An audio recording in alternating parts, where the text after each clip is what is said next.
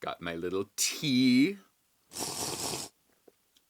Got my little script. I've got my little lights. I think we are good to go.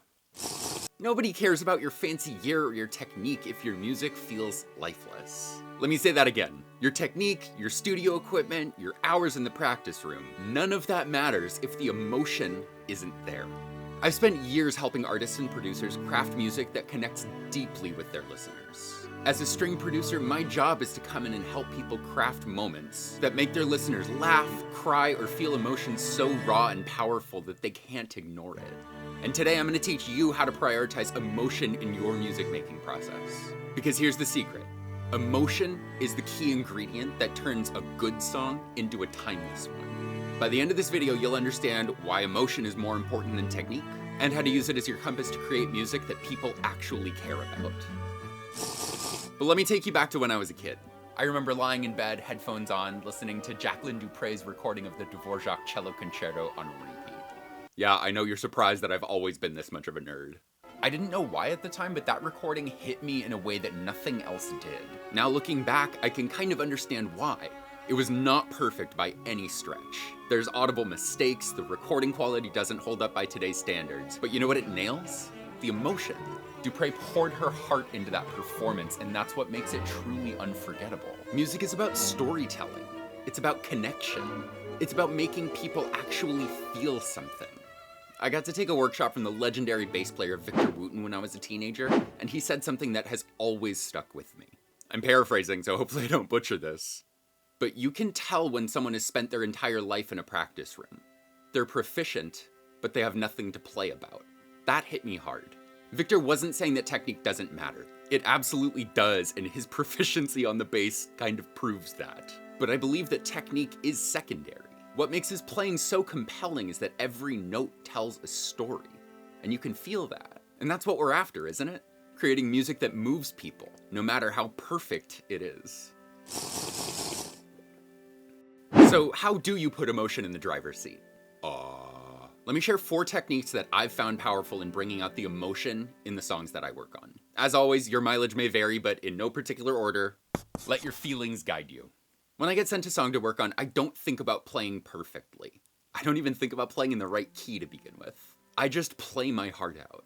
It's raw, messy, and it rarely sounds good, but it's real. Once I've captured that raw emotional essence, then I go back and analyze what's happening technically. The key for me is to start with the feeling and not let criticism or that analytical brain get too much in the way in the early stages.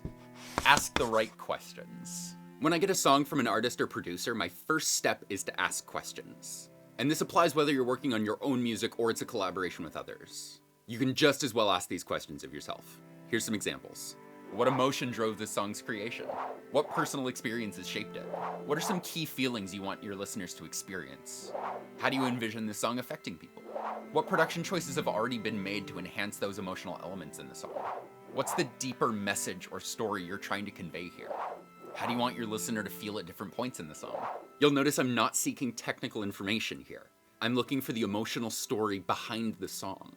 That's what makes music powerful, and the answers to these questions are going to allow me to gauge whether I'm on track or not while working on a project. Sit with it.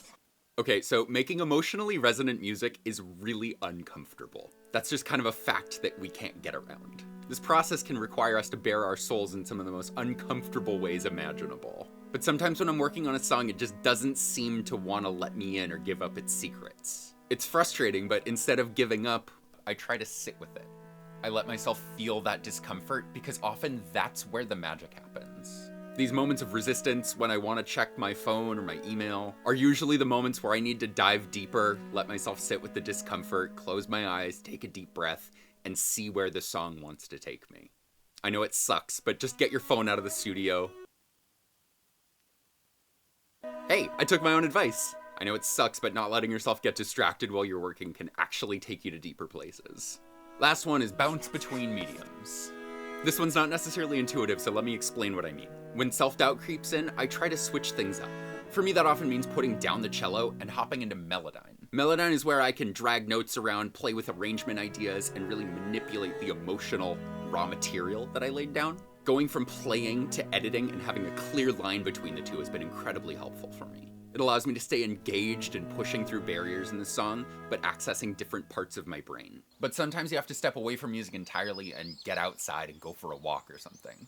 And I actually think about going for walks, again, without my phone, as another medium that I can use in the creative process. When I go out to clear my head, I'll often end up jogging back home, humming parts or trying to hold an arrangement in my head so I can capture it in time. So really, I try to think about those creativity walks as a part of the process and not separate from it. So playing the cello is one medium, editing in Melodyne is another, and really getting around trees is kind of a third. The goal here in switching between mediums is to just keep some forward momentum on the project without letting yourself get stuck in something frustrating. So let's talk about a real-world example here. Too often our conversations in music get caught talking about the technical stuff. Yeah, it's great to dissect internal rhyming schemes, A/B microphones, or spend days tweaking sound design. But at the end of the day, we do all of this to serve the listener's emotional experience of the music that we create. I really do believe that we need to be having conversations during the process of creation that serve that end goal. One of my favorite examples of this was a direction I got when I was working on a Christmas song. We talked a lot about how Christmas is a really beautiful time of year that has a lot of imagery of cozy fireplaces, trees, family, warm gathering, but that there is this deep sense of melancholy for a lot of us around the holiday. We talked about how emotionally complex that time of year really is. Short days, thinking about the people that aren't with us anymore, being around people you struggle with. And as we were talking, the producer said, we want to make people cry, but not want to themselves. How great is that as an emotional target? It's hard to get much clearer than that. I knew exactly what I was shooting for on the project, and you'll notice that none of the conversation we had was technical. Last thing I want to talk about is using emotion as a compass for knowing when your song is finished. This is a tricky one for a lot of people. I know I've gotten caught up in endless tweaking before, so here's how I approach it. When I'm working on an arrangement, the only way I know it's complete is when it makes me feel the way I want the listener to feel. If the song needs to bring someone to tears, it better make me cry first. If the song needs to get someone to dance, I better be moving around the studio before I deliver those files. Think about the songs that move you most deeply. The ones that inspired you to make music in the first place. The thing that they all have in common is that they made you feel something powerful.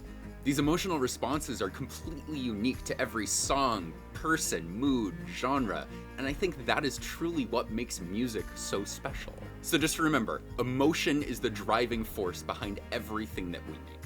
Technique and gear are simply tools that you can use to help tell those stories. So next time you sit down to make music, let emotion lead.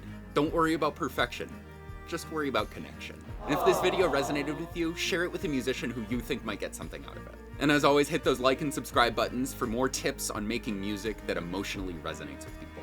And last thing, I genuinely want to hear from you. What's a way that you stay in touch with the emotion of a song while you're working on it? Drop it in the comments. I read all of them. Thanks for watching, and I'll see you in the next video.